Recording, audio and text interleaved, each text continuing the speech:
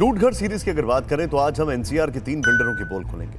आपको दिखाएंगे कैसे नोएडा, ग्रेटर नोएडा और फरीदाबाद में 3C, लोटस, हेमिस्फीयर और बीपीटीपी ने जैसे नामी बिल्डरों के प्रोजेक्ट में फ्लैट बुक कराने वाले लोग ठगा सा महसूस कर रहे हैं। सालों से घर मिलने का इंतजार कर रहे हैं। लोगों को अपना तो बिल्डर मिल रहा है, ना ही उसका फोन काम कर रहा है। बिल्डर के बाउंसर होम बायर्स को जरूर डरा रहे हैं।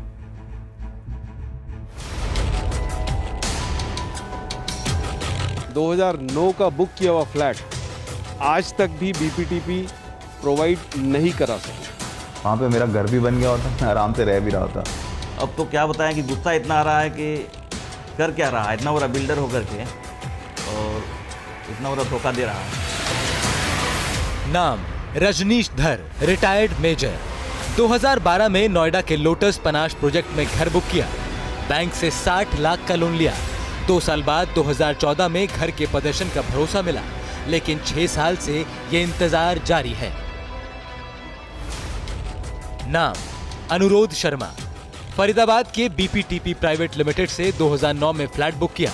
35 लाख के फ्लैट के लिए 30 लाख की पूरी जमा पूंजी लगा दी। 2012 में फ्लैट की डिलीवरी का भरोसा मिला, लेकिन 8 साल के बाद भी इंतजार जारी है। नाम मनोरंजन कुमार, पेशा बिजनेस। 2016 में ग्रेटर नोएडा के हेमिस्फीयर प्रोजेक्ट में 2 करोड़ 25 लाख रुपए का घर बुक किया। 2019 में घर की चाबी मिलनी थी। रोज बिल्डर के ऑफिस के चक्कर लगाते हैं, बिल्डर तो नहीं मिलता, उसके बाउंसर जरूर डराते नजर आते हैं। लूट घर की ये दर्दनाक दास्तां है नेशनल कैपिटल रीजन के 3 बड़े बिल्डर के ठगी के शिकार होम बायर्स की। 4 साल में अपने घर के लिए 1 करोड़ 35 लाख रुपए जमा कर चुके मनोरंजन कुमार ईएमआई और किराया मिलाकर हर महीने 1,35,000 रुपए खर्च करने को मजबूर है। घर हेमिस्फीयर से खरीदा, प्रोजेक्ट ओमैक्स मैनेज कर रहा है, लेकिन मकान देने में देरी पर कोई बात नहीं करता। अब कानूनी रास्ता ही नजर आता है। मीडिया से घर है हमारा इसके अंदर। TV9 भारतवर्ष ने इस बारे में बिल्डर से बात करने की कोशिश की तो पहले तो उसके बाउंसरों ने कैमरा बंद करा दिया, फिर बिल्डर ने भरोसा दिया कि जल्द ही फ्लैट हैंडओवर कर दिया जाएगा, लेकिन मनोरंजन को यकीन नहीं आता। गुस्सा इतना आ रहा है कि कर क्या रहा है, इतना बड़ा बिल्डर होकर के और इतना बड़ा धोखा दे रहा है। मिलने की बात तो छोड़ दीजिए, जाने के बाद मिलता भी नहीं है कोई वहाँ। तो जिस सोसाइटी के बाहर मैं खड़ा हूँ, इसके भी मैनेजमेंट से मैंने बात करने की कोशिश की, अंदर बिल्डर से मैंने बात करने की कोशिश की, तो बिल्डर ने साफ तौर पर मना कर दिया कि वो कैमरे के सामने कुछ भी बात नहीं करेंगे। जब उनसे पूछने की कोशिश की कि कोई एग्जैक्ट समय बताइए कि किस वक्त पे, ताकि उन्हें एक ढांढस मिल सके मनोरंजन कुमार को कि उन्हें उनका विला कब मिलेगा, तभी स्पष्ट तौर पर मैनेजमेंट ने इस कहने से मना किया और कहा कि जब देखा जाएगा, जब वो चीज़ें साफ होंगी, जब चीज़ें नॉर्मल होंगी, तब हम जा करके उन्हें यह सौंपेंगे।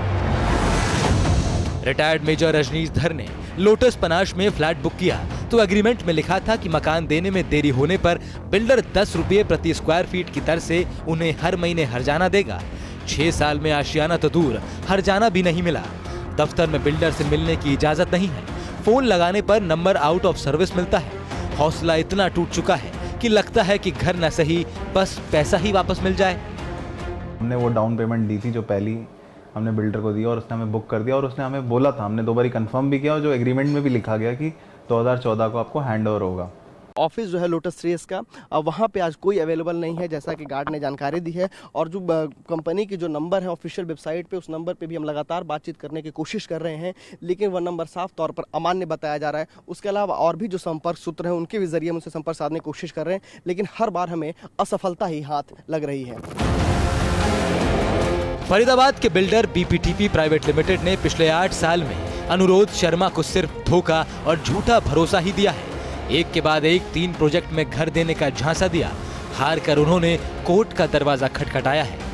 जो आदमी घर बुक करता है कि बच्चों को रखेगा वहाँ पे, और 11 साल के बाद भी अगर उसको फ्लैट नहीं मिल सके, तो इससे बड़ी विडंबना कुछ नहीं है। हमने बिल्डर के खिलाफ कोर्ट में केस डाला है, NCDRC में हमने केस डाला है बिल्डर के खिलाफ, जो अभी चल रहा है। MNC में काम करने वाले विशाल गुप्ता ने 2005 में बीपीटीपी का एक फ्लैट बुक कराया। 2010 में घर का पोजीशन भी मिल गया। बिल्डर ने किसी तरह रजिस्ट्री भी करवा दी, लेकिन फ्लैट में रह नहीं सकते क्योंकि जिस टावर में घर मिला है उसे अब तक अथॉरिटी से ऑक्यूपेशन सर्टिफिकेट नहीं मिला। इसलिए बिजली, पानी और गैस का कनेक्शन भी नहीं मिला है, यानी बिल्डिंग के इल्लीगल घोषित होने का खतरा मंडरा रहा है। डर है कि सरकार इसे भी गिरा सकती है, लेकिन मेंटेनेंस फी देना पड़ता है। देर होने पर इंटरेस्ट चार्ज भी लगता है।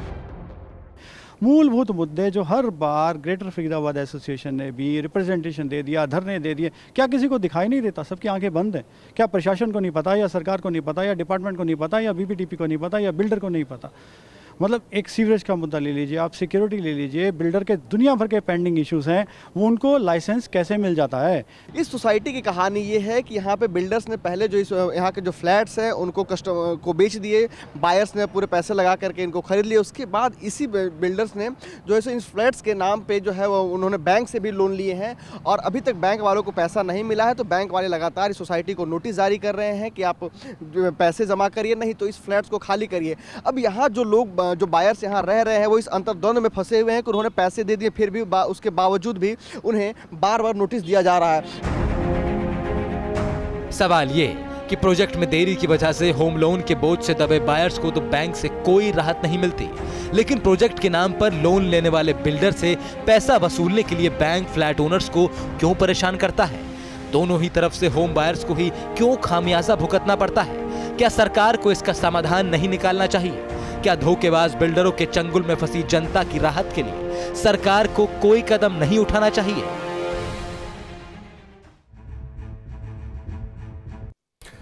और इस सब को देखने के बाद क्या कहेंगे आप? लूटघर सीरीज देखने के बाद हमारे पास कई दर्शकों के मेल और मैसेज आ रहे हैं। विजय कुमार सचदेव बताते हैं कि अप्रैल 2010 में नोएडा में सुपरटेक के इको विलेज 1 में 1 BHK फ्लैट बुक किया। फ्लैट पत्नी के नाम पर बुक किया गया। पूरी कीमत बिल्डर को दी जा चुकी है। बिल्डर ने दिसंबर 2014 में फ्लैट देने का वादा किया। 6 साल बाद भी फ्लैट नहीं मिला और सीनियर सिटीजन होने के बावजूद 6 साल से धक्के खा रहे हैं। असम काजीरंगा यूनिवर्सिटी में प्रोफेसर डॉक्टर मनीष श्रीवास्तव लिखते हैं कि उन्होंने अक्टूबर 2015 में वाराणसी में अग्रणी होम्स प्राइवेट लिमिटेड का एक फ्लैट खरीदा। लोकेशन देखकर 22 लाख रुपए का एक मुश्त भुगतान अक्टूबर में ही कर दिया। प्रोजेक्ट आगे बढ़ते न देख 2017 में उन्होंने राशि वापस करने की बात कही, जिसके लिए बिल्डर मान गए, लेकिन दिया कुछ नहीं। जनवरी 2019 में यूपी रेरा ने फैसला उनके हक में दिया, लेकिन बिल्डर ने एक किश्त देने के बाद कुछ नहीं दिया। अब न रेरा वाले फोन उठाते हैं न बिल्डर। एक बार आपको फिर बता दें कि सारी जालसाजी पर सरकार और प्रशासन खामोश है और अपनी जिम्मेदारी से बचते दिख रहे हैं। लूटघर सीरीज में कल हम आपको दिखाएंगे कैसे उत्तराखंड के रुद्रपुर में सुपरटेक बिल्डर ने हाउसिंग प्रोजेक्ट के साथ एक शॉपिंग मॉल प्रोजेक्ट में भी लोगों को चूना लगाया। शॉपिंग मॉल में दुकानें बेच दी, लेकिन हैंडओवर नहीं किया। अब बिल्डर उसी से किराया कमा रहा है, जबकि बायर दर दर भटक रहा है। अगर आपके साथ भी किसी बिल्डर ने धोखाधड़ी की है तो आप अपनी धोखाधड़ी की कहानी का एक वीडियो बनाइए, हमारे व्हाट्सएप नंबर पर भेजें या फिर ईमेल पर हमें संक्षेप में ठगी की पूरी कहानी बताएं, ताकि सरकार की नींद खुले और जालसाज बेनकाब हो सके। क्या आप पर भी बरपा है जालसाजी का कहर? सपने टूटे आपके, न घर के न घाट के।